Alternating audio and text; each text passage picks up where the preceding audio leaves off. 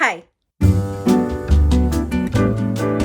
I'm excited to do this video because we are doing a casual chit chat over what books are on my summer TBR. I do have a lot. I am giving myself until the end of September to read these books. That being said, I am the biggest mood reader. I don't often make TBRs for myself because I find that I usually never stick to them. That is why there are going to be a shit ton of books on the summer TBR so that I have a wide range of books to choose from. And I'm also not going to limit myself to just the books on this TBR. I can totally see myself making this TBR, then looking back on these books and thinking, oh, I actually don't want to read any of those. I'm treating this TBR as loosely as possible. With that in mind, this is an incredibly ambitious and delusional summer TBR because there's absolutely no way I'm getting through all of these books by the end of September. I might save a few of them for next spring and summer, depending on how I feel. I might take a few off completely because I just have a lot and I realistically will not get to all of them, but I have high hopes for myself. I do a lot of my reading through audiobooks. That way I will be able to probably read a few of the books on this TBR at the same time. That's my way around this TBR. This summer, the vibes that I'm feeling are lighthearted, wholesome, funny, heartwarming, easygoing, easy breezy, beautiful books. You know, I don't want to read anything too serious, too emotional, or anything that requires me to use all of my brain power, which means I won't be reading as much fantasy as I usually would. There is one genre that dominates this whole list, and I will say that for last because that is the genre that I'm most excited to read this summer because I haven't had any time in the last few years of reading where I've focused all of my reading towards this specific genre, and I've been craving the feelings and the vibes that this genre brings me. So we'll get to that in the end. First, I want to start off with some books on my TBR that were part of my 24 to read in 2024. So these are the top priority books that I definitely am going to try my best to get through this summer because I want to read these by the end of the year. The first book on that list is Animal Farm by George Orwell. So this is a classic book that I think everyone has read. It's really short. I actually don't know much about it besides the fact that it is a classic that everyone has read that I haven't yet. This will also be my first George Orwell book, so it'll sort of be an introduction into his writing. I think I can get through this in maybe a day and a half, maybe 2 days because of how short it is, but this will definitely be just a short, quick read for the summer. The next book I have is The Princess Bride. This is another cult classic that I haven't gotten to yet, and I feel like this will give me sort of some cozy, fun, adventurous, historical fantasy vibes is what I'm feeling. I've never read this book. I've never watched the movie, but I also know that it is a beloved fantasy classic. Hoping to get to this summer. We'll see. The next book that was also on that list is Penance by Eliza Clark. Now, I know I said I didn't want anything too serious or crazy. On that scale, I don't think Eliza Clark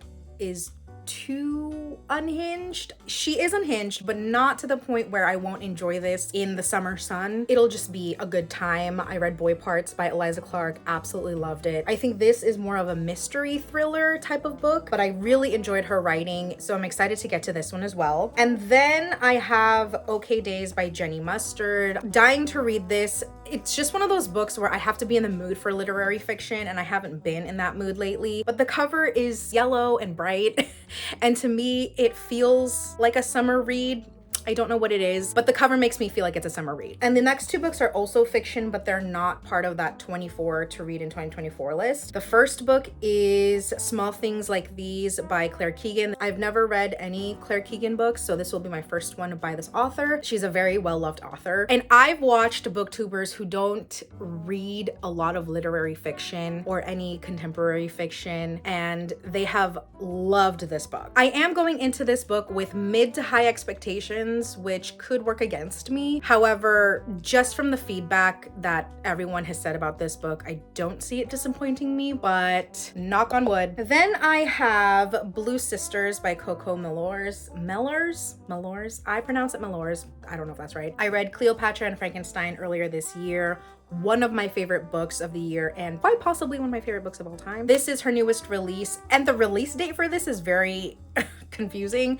This already came out in the UK, but I don't think it's released in the US until September. So I have an arc of it from NetGalley, but I pre-ordered it on Waterstones and it got delivered to me a few weeks ago. So I don't know what's going on there, but I have this copy now. It's signed by the author, which I'm really excited about. I don't know much about this book except for the fact that it's about sisters, I think 3 to 4 sisters. And with Coco's writing, I'm expecting melodramatic soap opera vibes, which is what I want this summer. Like, I want the drama without, you know, the tragedy. Those are the vibes that this book is giving. So definitely excited to get into that this summer. The last book that I have in the fiction genre is a book that if I don't get to it, I will postpone it to the fall season because it is a dark academia-esque book. And that to me feels more fall than summer, but it also has been described to have a queer love triangle, which to me gives summer vibes. I don't know why, but that book is Sirens and Muses. Does say that it is Donna Tartt's The Secret History meets Meg Wolitzer's The Interestings. It's giving more fall, so I might read this towards the end of September. We'll see on this. Then I have a mystery thriller book, but it's not an intense mystery thriller. It's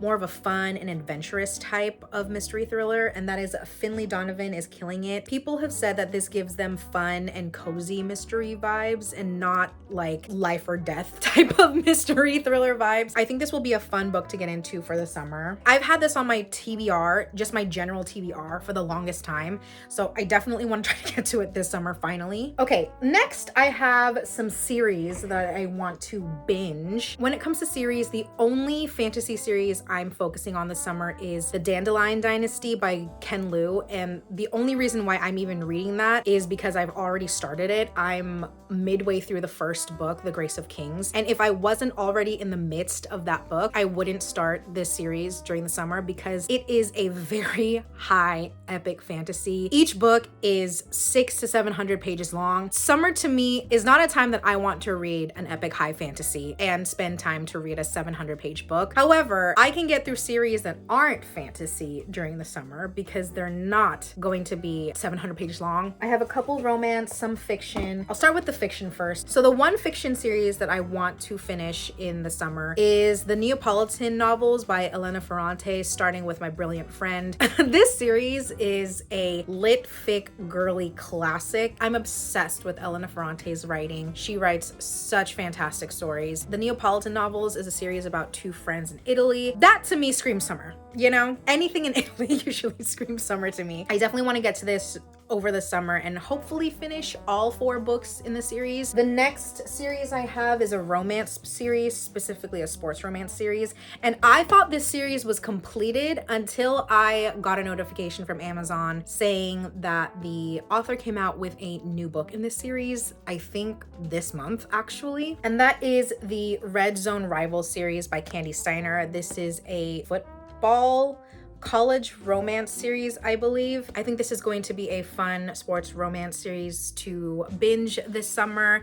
And like I said, I thought the series was completed so that I could read everything, but the 5th book is out. I don't know if that's going to be the last one. I hope so. Anything more than 5 books in a series, I don't think I can continue on. I'm like capped at that point. All I know about these is that it's set in college, which new adult isn't my fave, but I'm feeling I can get past it knowing Candy Steiner. She writes emotional but sweet romance books, very angsty. The last book I read from her was A Love Letter to Whiskey, and that was the most angsty book I've ever read. But yeah, I will try to get through this series as well. And then the last series that I'm interested in reading during the summer, I actually don't know the name of the series. I guess it's All for the Game series by Nora Sakovic, starting with The Foxhole Court. This is also a sports romance series, but it's MM and the sport is a made-up sport. I don't even know what it's called or what it entails. People have said it's a mix of rugby and lacrosse, I think. I've heard a lot of good things about this series. I'm excited to get to it this summer, hopefully. The last genre that I am so excited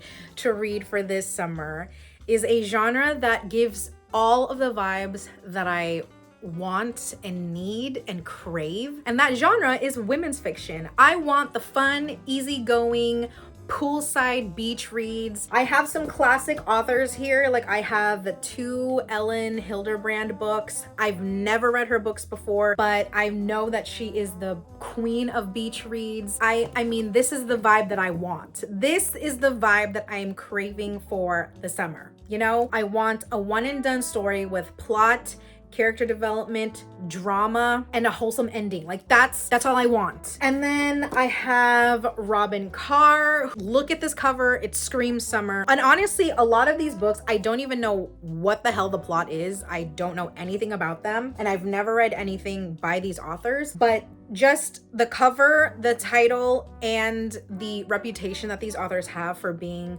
perfect beach reads. That's why I got them. And then I have Island Villa by Sarah Morgan. Look at that. Greece, summer, Island Villa. Yes, I don't even know what this is about. Then I have Jill Shalvis, Second Chance Summer. Don't know what that's about, but I'm gonna read it. Pamela Kelly, The Bookshop by the Bay.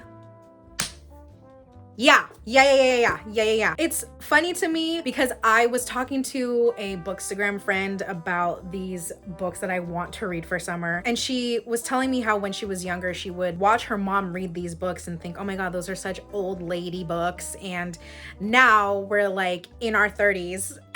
And these are the books that we want to read. I don't think that these are old lady books. I think our moms just knew what they were doing. They knew the vibes that they wanted. They knew that they were gonna get a good story from these books. And we're the ones that didn't know better. And now here I am, wanting to read these books. I have A Caribbean Heiress in Paris by Adriana Herrera. This is a historical romance. Look at this, it's giving summer vibes. And then I have some that I randomly found in my library bookstore that I just grabbed, read the title, saw the cover, thought of summer, didn't even read the back of the book. I have The Secret Love Letters of Olivia Moretti.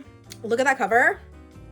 Stunning, gorgeous, iconic. Eliza Starts a Rumor. This is blurbed by Emily Henry, the beach read legend. Need I say more? Then we have The Bookshare by Phaedra Patrick, The Sweet Spot by Amy Popel, The Bookish Life of Nina Hill. I'm actually really excited to read this because anything that has to do with like a reader or like a bookish life, I'm all about. The Last Chance Library, Iona Iverson's Rules for Commuting. So just again, some wholesome women's fiction with a good story, lovable characters, easygoing plot. That is the vibe for this summer. I'm so excited to get into that. I really can't wait to sit at a bookstore or a book cafe or at a park and just get lost in one of these books. I'm so excited for it. Next, we're gonna go over some new releases that I am very much anticipating for the summer. I have them on my laptop here. I'll be reading them off. Now, I wrote this list a few weeks ago and don't remember exactly what some of these are about, but for the most part, the authors that are coming out with new releases are all authors that I have already read and loved. So to me, it doesn't matter what the book is about. If I already love the author's writing, I'm gonna probably enjoy it. So the first release at the end of June that I'm anticipating is Change of Heart by Kate Canterbury. I've read a couple of Kate Canterbury books and she writes the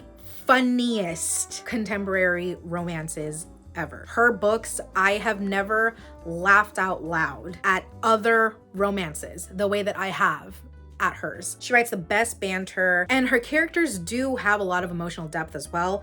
So I'm excited about this one. Again, I don't know what this is about. I just know that it's by Kate Canterbury and I'm gonna read it. Change of Heart comes out on June 25th, so at the end of the month. The next book is All This and More by Peng Shepherd, which comes out on July 9th. I read The Cartographers by Peng Shepherd. Really enjoyed that. I loved that book. That book was a mix of mystery and magical realism, and I believe that this next book also has that same type of mix. So I'm excited to get into that because I really enjoyed The Cartographers. The next book coming out on July 9th is The Spell Shop by Sarah Durst. I've heard this is a cozy cottagecore fantasy book, which I'm all about the cozy fantasy books. Love my cozy fantasy. The next release that I'm excited for is The Sky on Fire by Jen Lyons, coming out also on July 9th. I believe this is a adult fantasy standalone, so thank God for that. I don't know much about it, but I believe there are dragons in it. Oh my God, one of my most anticipated releases of the year comes out on July 11th, and that is Play Along by Liz Tomford. The Windy City series is hands down my favorite sports romance series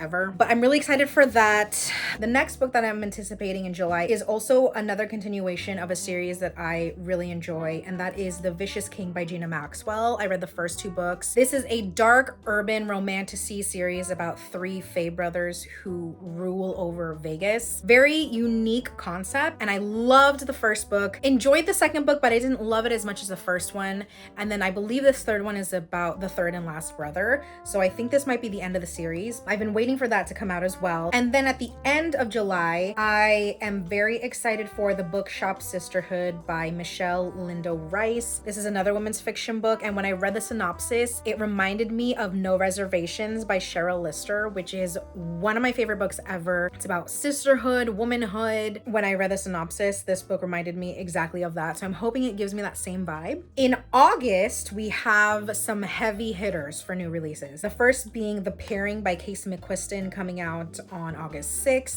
This is the author who wrote Red, White, and Royal Blue, one of my favorite romances of all time. It got turned into a movie. It is the movie that made me fall in love with Nicholas Galitzine. I'm gonna leave it at that. I'm excited for this book. Also on August 6th, wow, there's a lot of books coming out on August 6th. A Sorceress Comes to Call by T. Kingfisher is coming out on that same day.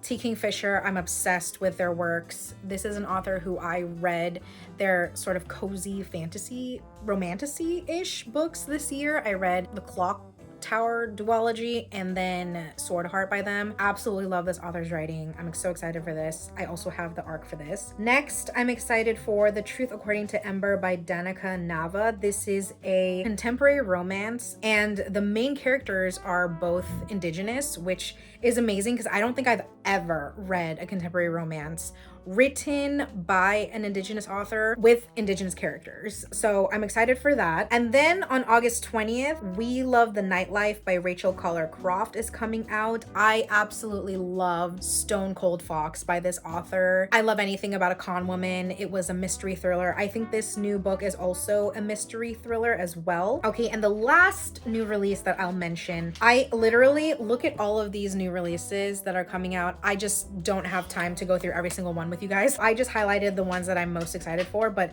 there are so many new releases that are coming out that I want to get to. But the last one that I'll mention to you guys is Everything We Never Had by Randy Rebay. This is actually a YA contemporary book written by a Filipino author. I read Patron Saints of Nothing by this author years ago, and it is to this day one of my favorite YA books of all time. Anytime I can support a Filipino author, I will, and it just so happens to be that I love Randy's writing, so I'm excited for this one. Like I said, it is YA contemporary. I don't really know what it's about, but I have the arc. Another book that I'm going to get to as soon as possible. All right, so those are the books that I have on my summer TBR. Very random and probably unexpected, but I've never been this excited to read for the summer now that I have the genre of books that I'm most excited for. Like I said, I'm not going to restrict myself to just this list, and I'm not going to be so hard on myself if I don't get to everything on this list. These were priority books that I wanted to make sure to put on TBR to give myself a guideline to follow for this summer. As a mood reader, it is so hard to stick to a TBR. It almost feels unnatural to stick to a TBR, but we'll see how many books I end up finishing by the end of the season. Thank you guys so much for watching. Hope you guys enjoyed this video, and I'll see you in the next one. Bye.